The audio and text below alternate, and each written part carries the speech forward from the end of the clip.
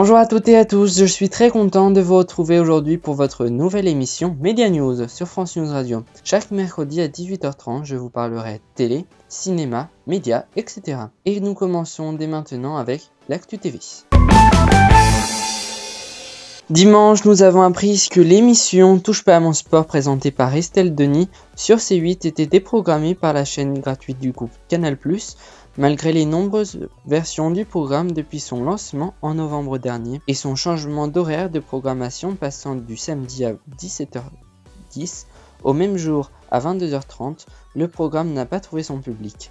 Estelle Denis, qui avait quitté TF1 pour animer ce programme, a déclaré sur Twitter sa vive tristesse suite à l'arrêt de l'émission et son amour pour le public qui l'a soutenu. Va-t-elle quitter le groupe ou va-t-elle rester pour présenter un autre programme? La réponse dans les semaines à venir. À iTélé, la grève continue depuis 3 semaines. La direction et les journalistes n'ont toujours pas trouvé d'accord. Affaire sourde oreille, la direction perd de ses troupes. En effet, différents grands journalistes de la chaîne ont pris la décision de quitter le groupe, comme dernièrement Amandine Bécaud, qui était en charge de la tranche 17-19h. Selon Pure Média, les portes du bureau de la DRH sont ouvertes pour celles et ceux qui souhaitent négocier une sortie. Enfin, ce soir, Benjamin Castaldi lance son nouveau jeu ce soir sur C8, Hold Up. Pour cette première de cette création française, celui qui est également chroniqueur dans la bande de Touche pas mon poste sera entouré de son camarade Mathieu Delorme, mais également d'Olivier Mine et Christine Bravo. Ces personnalités accompagneront 3 candidats qui pourront gagner jusqu'à 100 000 €. Côté règles, chaque duo formé par un candidat et une personnalité se trouve face à 20 coffres, 15 contiennent de l'argent, de 500 à 20 000 € et 5 des options. Lors de la finale, le candidat aura ensuite la possibilité d'ouvrir l'intégralité de ces coffres sécurisés pour en découvrir le contenu tout en pouvant s'arrêter à tout moment. Chaque coffre s'additionnera au précédent avec le risque de tout perdre. Enfin, entre lancement mais sur TF1 avec la série First Murder, qui fera une arrivée très discrète sur la une puisque la série sera diffusée à minuit 1/4 à la suite d'Esprit criminel.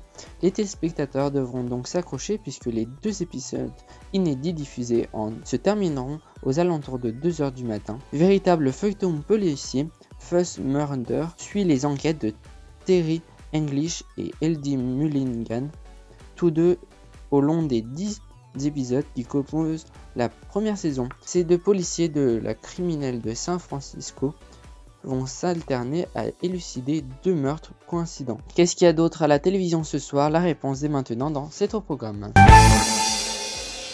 Ce soir, TF1 diffusera un nouvel épisode d'Esprit criminel. Sur France 2, il y aura le téléfilm La disparition.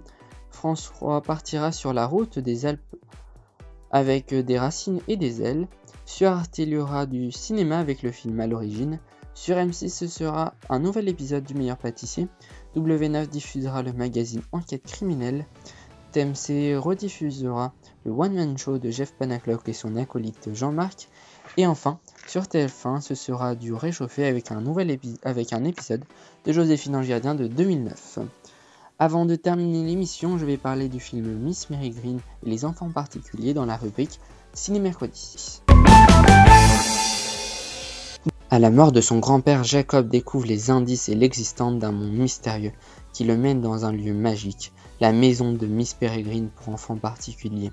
Mais le mystère et les dangers s'amplifient quand il apprend à connaître les résidents, leurs étranges pouvoirs et leurs puissants ennemis.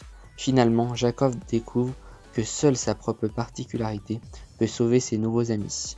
C'est un très bon film, très bien réalisé par le must des réalisateurs du fantastique.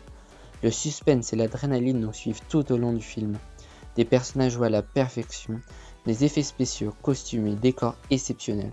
Encore un film de Burton digne de ce nom. Néanmoins, âme sensible s'abstenir, certaines scènes peuvent faire rebondir voire faire peur. Malgré être peu friand des films fantastiques à rebondissements et à angoisse, j'ai quand même bien apprécié ce film que je conseille pour tous les fans de films fantastiques. C'est la fin de Media News, votre prochain rendez-vous sur Info TV, c'est samedi à 20h avec le téléjournal de Léandre Patron. Quant à moi, j'aurai le plaisir de vous retrouver mercredi prochain à 18h30 pour un nouveau rendez-vous de Media News. Bonne soirée à tous et à toutes.